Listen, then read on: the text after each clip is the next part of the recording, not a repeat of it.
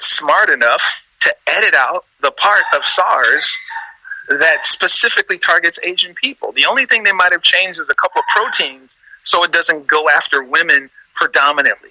But here's the crazy part. It is a respiratory disease, so it's going to live in the lungs. But here's another part. They put receptors on the damn thing that's reactive at an atomic level. It's reactive to freaking radiation.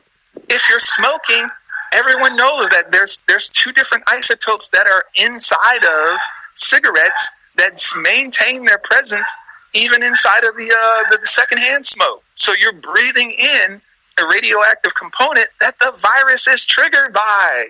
So when you're hearing all these stories about Asian people seeming as though they're the most reactive to it, yeah, because they haven't edited out the gene sequence for, specifically, that's specifically designed to attack Asian people from SARS. Because their original target was, all their neighbors. That was their original test bed, was supposed to be their neighbors.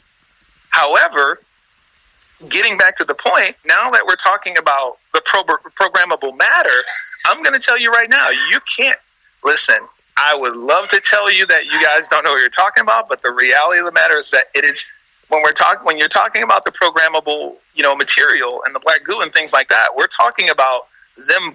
There's obviously there's a correlation and a combining of material there in order to get the thing to be reactive to the cigarette smoke from the plutonium. I'm sorry, from the isotopes that are in cigarettes.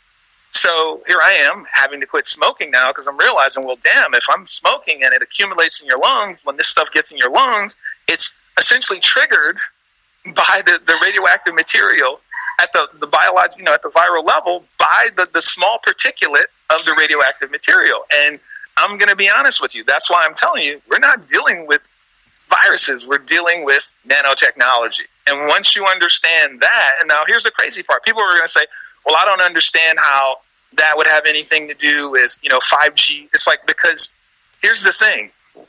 If you have a radioactive, in fact, there's a radioactive organism right now. I'm sorry, there's an organism that thrives in radioactivity. It's called a hexaduo extremophile. It's like the single most powerful extremophile in the world. But it's resistant to acid and all these other things. So of course it can live in the stomach.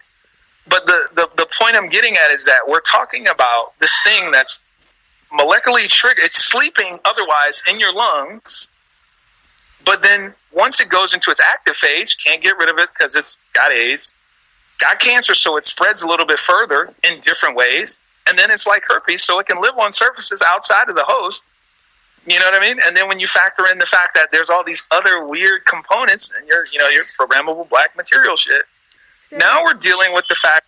Now we're dealing with the fact that this thing is basically adept at hiding outside of the host, hiding inside of the host, and waiting. So this gets back to the whole 5G thing. So if it's triggered by the isotopes, which are just emitting, radiation waves at even a small scale, what do you think it's going to do when it gets subjected to large scale radiation from 5G? So do you see what the big plan was? Like when you look at it, you go, okay, so that was your big plan, and you just so happen to. I mean, the Chinese shot themselves in the foot with their own toy. That's basically what happened. So, and this kind of, I want to talk about China a little bit because, I'm on the Zeph Report, and I've published many articles in Social Media News Network about China buying up a lot of the real estate in California along the coast, as well as they're contriving poverty there and hiking up the rent so high people can't afford. Oh no, they were going to murk all those homeless people. They were totally going to murk all those homeless. Well, yeah. So now there's this huge population of homeless people, and and then 45% of the nation's homeless population. I'm sorry, 45% of the nation's homeless population lives in California. Exactly, and so but now let's talk about how they're spreading the virus. Well, essentially, what we're dealing with here, and I heard somebody call it the ninja virus, but again, there's even so the whole thing about them generating it, leaving some of the original SARS, biological, genetic material in it for the purposes of attacking Asians. They shot. Basically, they didn't. Here's the thing: is that they were intending on using it on us. Don't make any mistake about that. They were already getting ready to do that. Like this whole trade war just put them in high potential. The sub accident that happened off the coast was not just about Russia. That was about Russia and China. I don't think Russia was aware. That's why Russia's responding the way it's responding. If you look at how Russia's responded, they're already set up, medical quarantine centers because they're like, okay, China's lying. So China didn't tell Russia the truth when they were doing a joint exercise, and China was, testing their stuff. But it's basically like the initial breakout happened in November the 18th or the 21st off the Gulf, in the ocean, and in the Pacific, and it shut down their whole entire subfleet. But the point is that how the virus is spreading is that once it gets in the host, most of the people that are passing it around. So here's how it works. You pick the virus up off a surface, or someone coughs it on you, or someone coughs it off on you. And there's a question now whether or not is it capable of is there a chitin component to it? And when I say is there a chitin component to it, I mean, is your body heat or even your basic biological electrostatic discharge, is it riding that static discharge? Meaning that, here's an electrostatic field. I'm kind of orbiting you. Oh, wait, there's another one, a person you're walking by. Now I'm on them.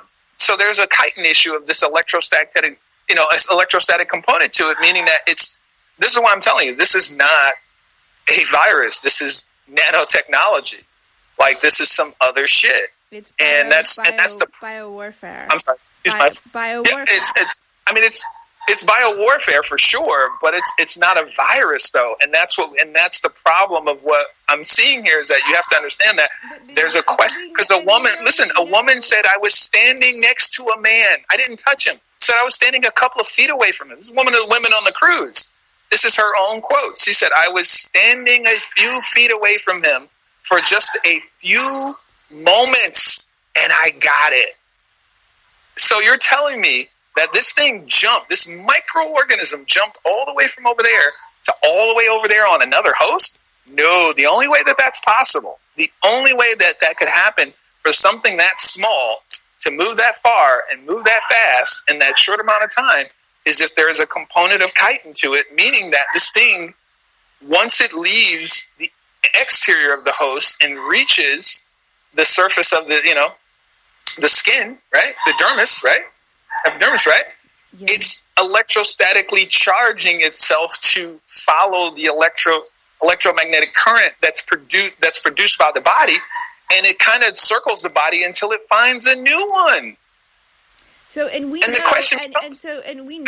know from media reports that this virus has come from China, and they have been quarantined. Listen, here's the reality. This is what I want to say. Look, here's the reality. At first they made the mistake of saying that it had an 11% kill rate, right? 11 to 15% kill rate. And then they took it back and said, nope, 2 to 5. Too late. You already admitted it. So what we're looking at here is if you have a kill rate of a virus that's even just 11%, I would say 11%, or even if it's just 5, and you lock down an entire city, or even if it's 2, like you said, and you've already quarantined. Listen to this. I originally thought, because of the way it went down with what was it? They said it was there's officially 15 cities quarantined right now. Now the actual number of people in those cities. And I just want to point out really quick. You just came from China.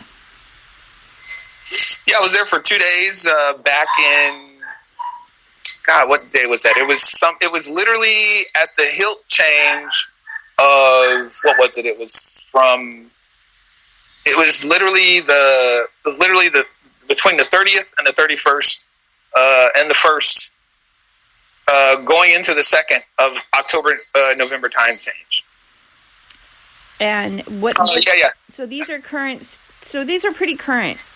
statistics? Well, I mean, here's my thing is that like so I already knew. So here's the thing is that the virus, they were testing the virus at the beginning of last year. They were testing it. They tested it in Africa when they had to kill off all those pigs and pork bellies shot up. They were hoping that the Africans would eat it so they would be able to blame it on them. They still blame the fact that they had to kill it off. But again, you got to remember their government is way more compartmentalized. So they don't know that someone is testing this while simultaneously they were still trying to ship it back to themselves. Okay, Africans, produce this for us for cheaper, and then we'll send it back here and make a bunch of money off of it, and then we'll send the rest of it over to, what's that place called? We'll send the rest of it back to America, because they did buy out Smithfields, which is 80% of America's pork. 80% of America's pork, they bought it back in April. Let's talk about briefly. You had read some articles on. I know. I briefly did about some of the shipments of pork being confiscated, as well as chicken coming from China. Well. See, here's they definitely got confiscated. But see, here's the crazy part, which was that I think this happened right around. I got to look it up again, but I know that they bought out the American chicken production, and in fact. So here's the crazy part. I think it was like $300 something billion is what it was. Maybe that's what that. And my number might be wrong. It could have only been 38 billion. But I do remember seeing a little bit more. I might be wrong. Everybody, please check, do your research. Don't just listen to what I'm saying. But I do remember them selling out chicken, or they said that there was a contractual agreement to do the processing in China, right? But I'm smart enough to know that I saw other articles, and remember that I saw other articles that were like, nah, they bought it. Do you get what I'm saying? They didn't, so because there's things you can see. Here's the thing. If I'm processing the food, there's regulations that are required in processing the food in America. If I ship it out of the country, I can use different methods. If I use those different methods, then I don't have to follow those regulations. So whatever I do, as long as when I ship it to you, it's within, as long as by the time you get it, it's regulation for packaging. You get what I'm saying? And that was one of the ways they skirted that. However, we have a situation now where basically, hello, can you still hear me? I can hear you. Okay, so we basically have a situation now, though, where the lack of regulations is not even important at that level anymore. Because who cares about regulations if you're in a situation where the food you're sending me is, been weaponized? Who cares? Who cares if you did or didn't follow regulations? But now we're reaching a point where it's impossible to send that. Like I don't even know what's going on. I haven't had time, but I don't even know what's going on in regards to things like, have we stopped? How are we managing products from China? And there's one other thing I want to ask you, because you're like the only person that I can talk to about this stuff. But you mentioned earlier in the conversation, I digress a little bit. You mentioned about the quantum entanglement, and wait 1 second. You and I have you've been on the show prior, and we've talked about the dimension. I'm just going to say it for you. Yes, there's highly evolved. Okay, so the smartest life form on the planet are bacteria. The ones that we've all, as human beings, that have been, like, our evolution is a direct product of these microorganisms basically using their ability to quantumly entangle themselves and observe. Here's a new term for everybody: quantum horizon. To observe the quantum horizon and check to see when the construct host, us humans, basically die off before they have to change and find a new host to evolve with, or not evolve with, evolve. Like, basically, our evolution is a direct byproduct of our mitochondria. So can you tie this into the Mandela effect? Okay, so we talked earlier, and